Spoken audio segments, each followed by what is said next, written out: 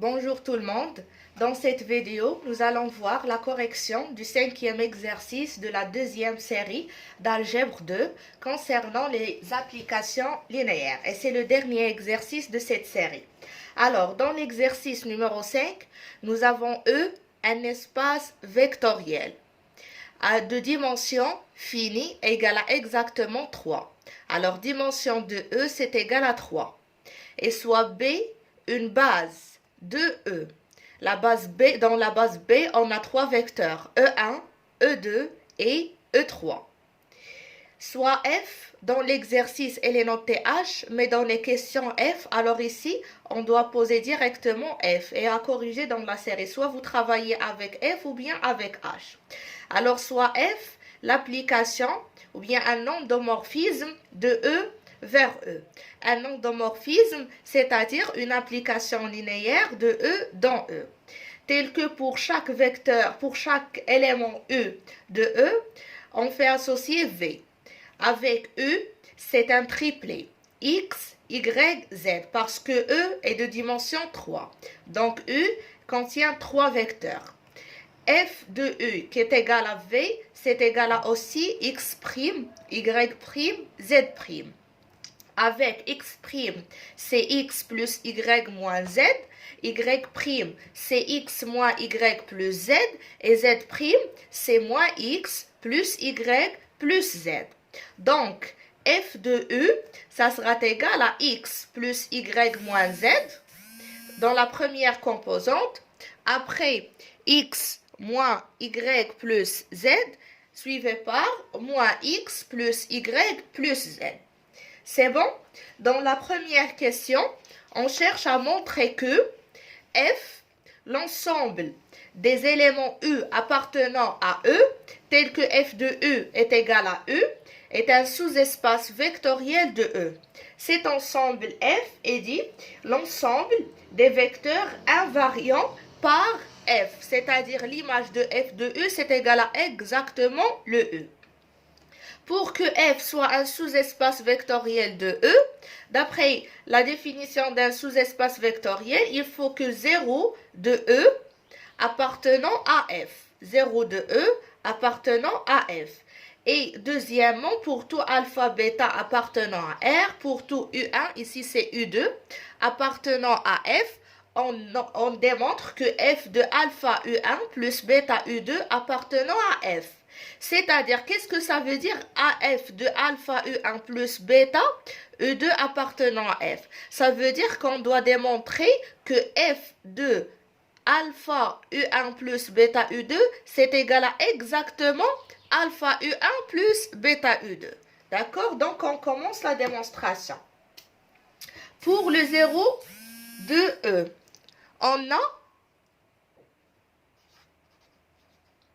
on a F de 0 de E, c'est égal, normalement, F de 0 de E, c'est égal à 0 de E, parce que l'application, c'est un endomorphisme de E vers E. Donc, F de 0 de E, c'est égal à exactement 0 de E. Et le 0 de E appartenant à F. Pour appartenant à F, pourquoi? Parce que F de 0 de E, on a trouvé que c'est égal à exactement 0 de E, donc ça appartient à F. On passe pour vérifier le deuxième point. Donc on considère alpha, soit alpha, bêta appartenant à R et U1, U2 appartenant à F. J'explique ici qu'est-ce que ça veut dire U1, U2 appartenant à F, parce que j'en aurai besoin après. Lorsque je dis U1, U2 appartenant à F, ça veut dire U1 appartenant à F. Donc F de U1, c'est égal à exactement U1. Et F de U2, c'est égal à U2. Je vais écrire ici, c'est identique, à dire que F de U1 égale U1, F de U2 égale U2. Ça, c'est l'hypothèse que j'ai. Alors, montrons que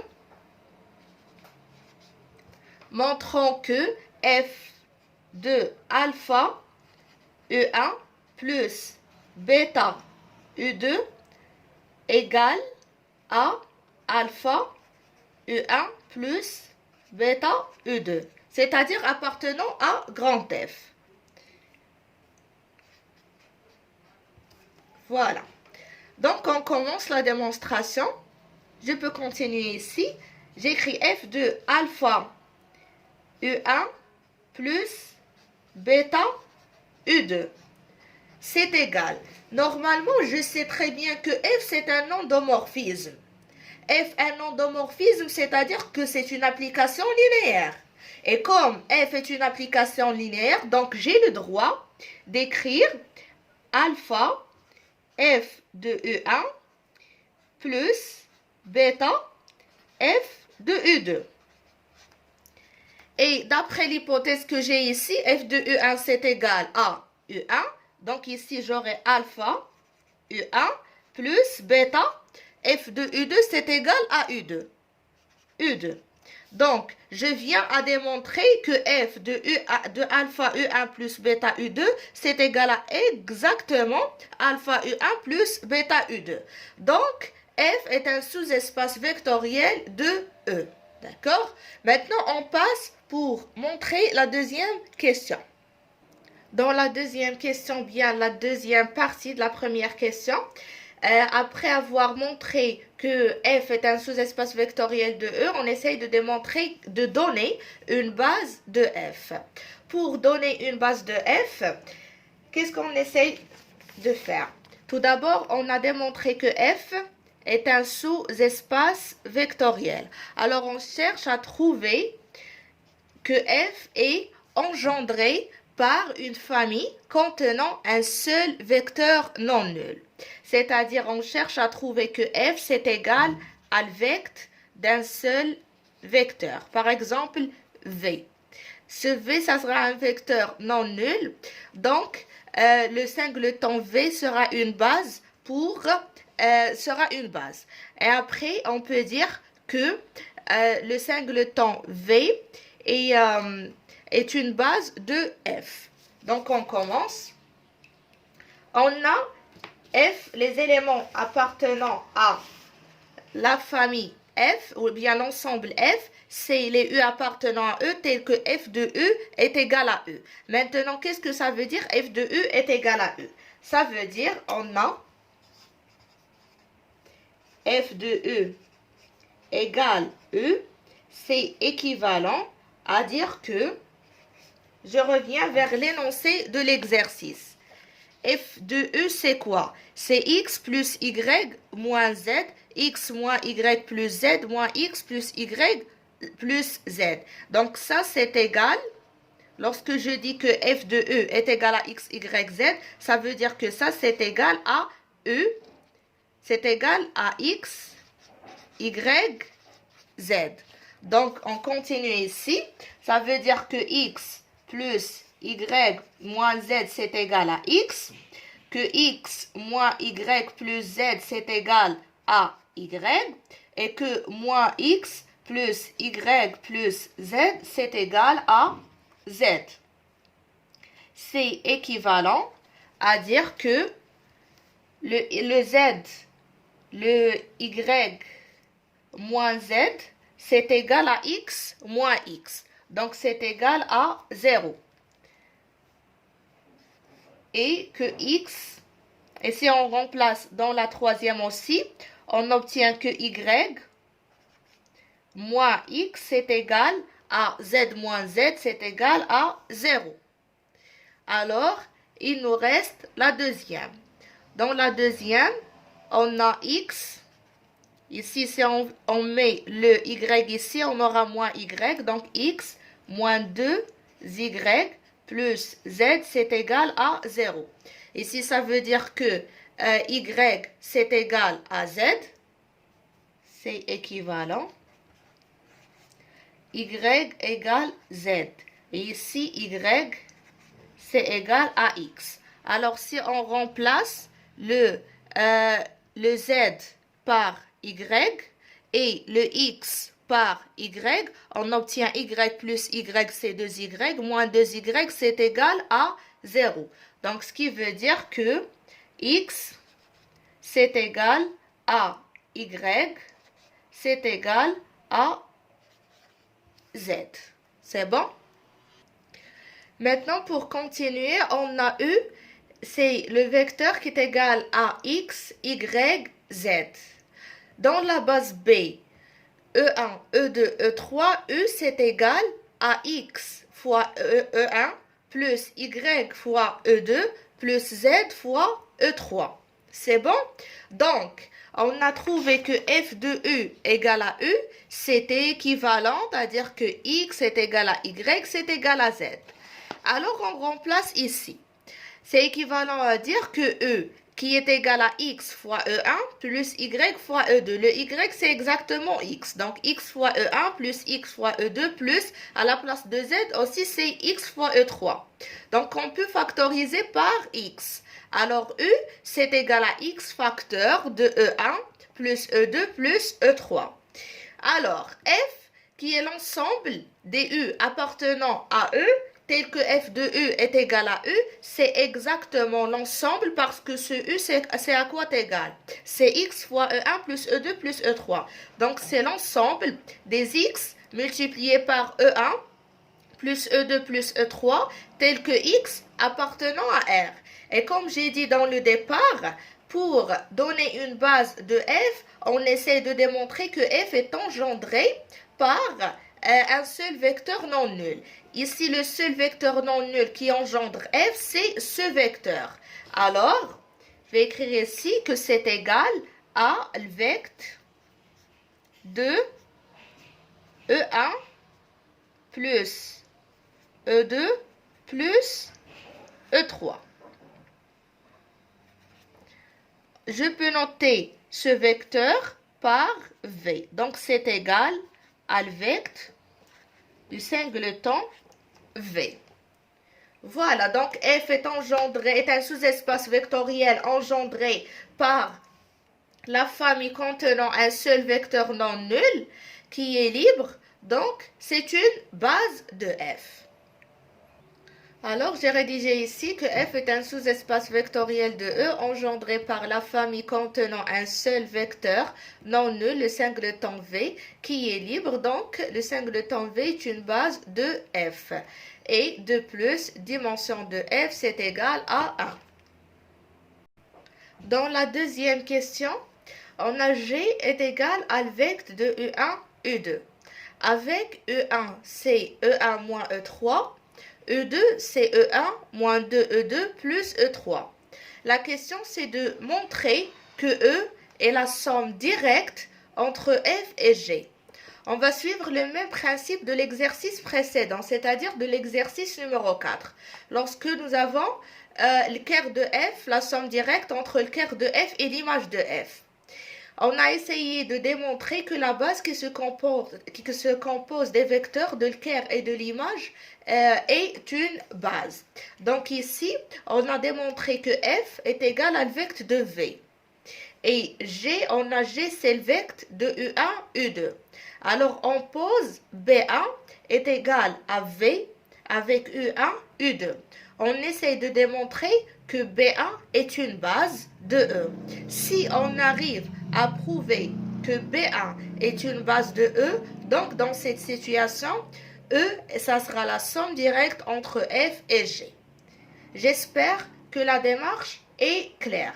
Pour démontrer, je vais réexpliquer, pour démontrer que E est la somme directe entre F et G, je prends les vecteurs de F et de G. Et j'essaie de démontrer que les trois vecteurs constituent une base. C'est tout ce qu'on va faire. Alors, on commence. On pose B1, c'est V, U1, U2. Montrons que B1 est une base de E. On commence par B1, c'est si elle est libre. Alors, on a B1 est libre. Car, pour qu'elle soit libre, pour tout lambda 1, lambda 2, lambda 3 appartenant à R, on a lambda 1 fois V plus lambda 2 fois U1 plus lambda 3 fois U2, c'est égal à 0 de E. On doit trouver que lambda 1 c'est égal à lambda 2, c'est égal à lambda 3, c'est égal à 0 et ça c'est vérifié. Donc ça c'est équivalent à dire, je continue ici pour gagner assez d'espace pour que ça soit clair. Alors c'est équivalent à dire que lambda 1 multiplié par V.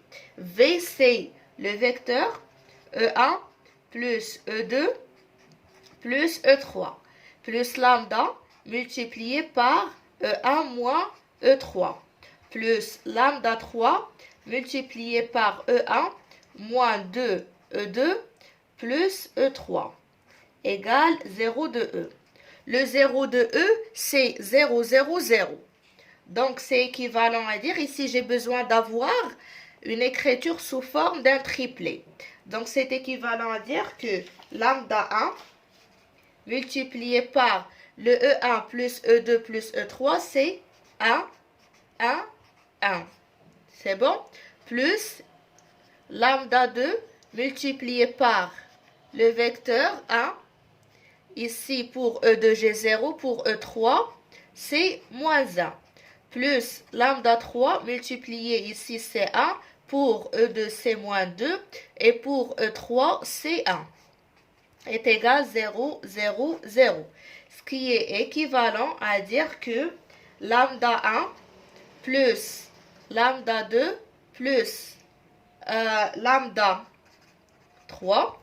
Ici, pour deuxième composante, c'est lambda 1. Ici, c'est 0. Après, moins 2, lambda 2. Après, c'est lambda 1 moins lambda 2 plus lambda 3. C'est égal 0, 0, 0. Ce qui est équivalent à dire que lambda 1 plus lambda 2 plus lambda 3 est égal à 0. Lambda 1 moins 2, lambda 2 est égal à 0. Lambda 1 moins 2, moins lambda 2 plus lambda 3, c'est égal à 0. Ce qui est équivalent à dire d'après ici que lambda 1, c'est égal à 2 lambda 2. Et d'après troisième ligne, ça veut dire que lambda 3, c'est égal à moins lambda 1, ça veut dire moins 2 lambda 2 plus lambda 2. C'est égal moins 2 lambda 2 plus lambda 2, c'est moins lambda 2. Et si on remplace ici, on obtient que lambda 1, c'est égal à 2 lambda 2 plus lambda 2 plus lambda 3 qui est égal à moins lambda 2. Donc ici, c'est moins lambda 2, c'est égal à 0. On simplifie, il nous reste que 2 lambda 2 est égal à 0. Ce qui implique que lambda 2 c'est égal à 0. Lambda 2 égale à 0, donc lambda 1 c'est égal à 2 fois 0, c'est 0. Et lambda 3 c'est égal à moins 0, c'est égal à 0. Donc,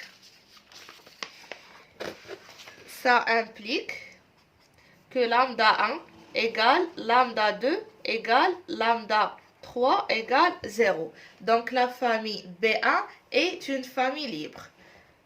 Pour qu'elle soit une base, on passe pour cardinal. On a de plus cardinal de B1, c'est égal à 3. Parce que B1 est constitué de 3 vecteurs qui sont linéairement indépendants, U, V, U1, U2, donc 3 vecteurs. Alors le cardinal, c'est égal à 3, c'est égal à dimension de E. La dimension de E, c'est déjà dans l'exercice. Il est dit que E est un espace vectoriel de dimension 3. Donc, On a 2 plus le cardinal, c'est égal à 3, c'est égal à la dimension de E. Donc, B1 est une base de E. B1 est une base de E.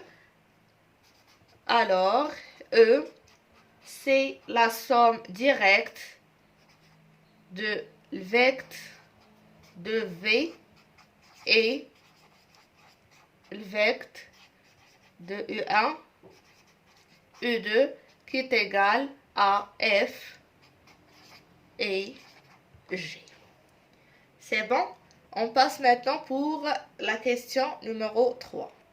Dans la troisième question, on cherche à montrer que F restreint à H et qui est égal à le vecteur de U2 et homothétie vectorielle, c'est-à-dire à démontrer qu'il existe lambda appartenant à R, tel que pour tout U appartenant à H, on a F de U est égal à lambda fois U.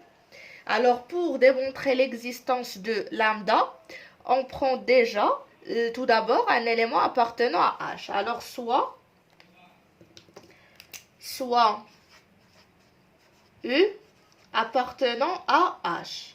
Qu'est-ce que ça veut dire U appartenant à H? H, c'est le vecteur de U2.